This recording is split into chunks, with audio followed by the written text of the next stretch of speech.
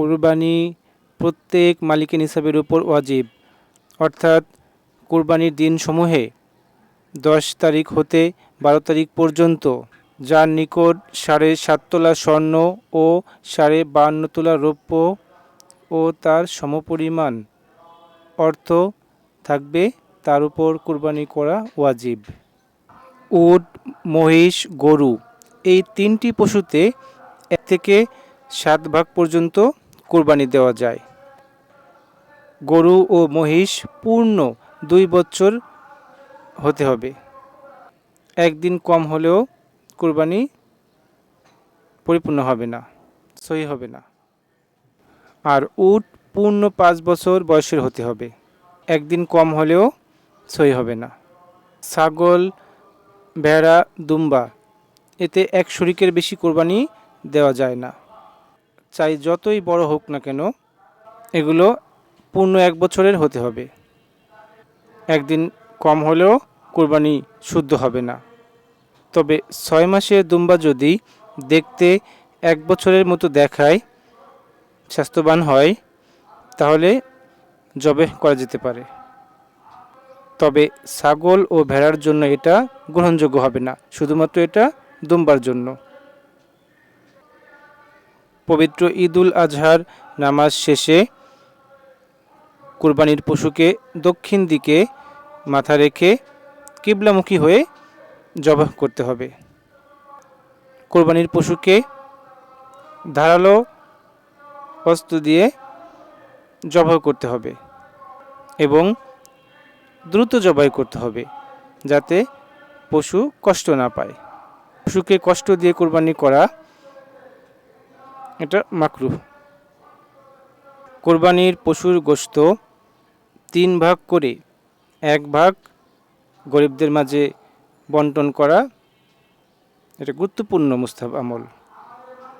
এটি এখন আমরা সকলেই করব। বাকি 2 ভাগের 1 ভাগ আত্মীয় স্বজনদের জন্য এবং অপর ভাগ নিজেদের পরিবারের জন্য রাখা যেতে পারে।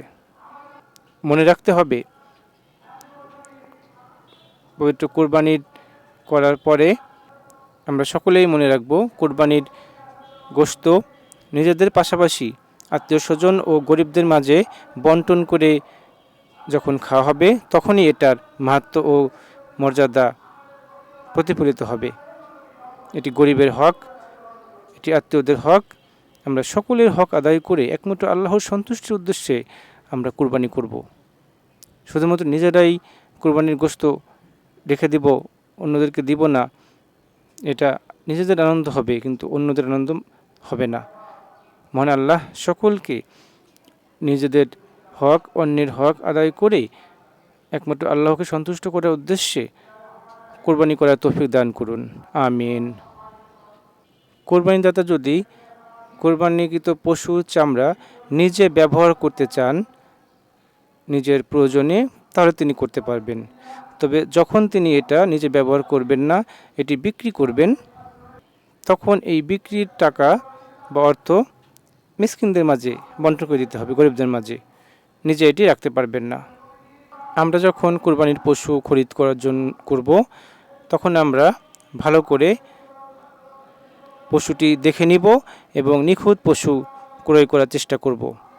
যে পশু দেখতে সুন্দর, তার দাঁত, তার শিং, তার লেজ, তার অন্যান্য যে অঙ্গগুলো রয়েছে পরিপাটি থাকবে, এরকম একটি সুন্দর মনের মতো পশু আমরা খরিদ করার চেষ্টা করব। কোনো রোগাগ্রস্ত বা যেখানে খুদ রয়েছে, সমস্যা রয়েছে, সেরকম পশু আমরা খরিদ করব না। যে পশুটি আমরা আল্লাহর জন্য কোরবানি করব, সেটি যেন দেখতে এবং তার জন্য উত্তম পশুটি হয়। আমরা সকলেই চেষ্টা করব ইনশাআল্লাহ। মহান আল্লাহ তাআলা আমাদেরকে উত্তম পশু খরিদ করে একমাত্র আল্লাহর সন্তুষ্টির উদ্দেশ্যে কুরবানি করে সেই কুরবানির গোশত নিজেদের জন্য এবং গরিব মিসকিন আত্মীয়দের মাঝে বন্টন করে তারপরে আমরা কুরবানির আনন্দ উপভোগ করব। মহান আল্লাহ সকলকে তৌফিক দান করুন একমাত্র মহান আল্লাহর সন্তুষ্টির উদ্দেশ্যে কুরবানি করার জন্য, আমিন।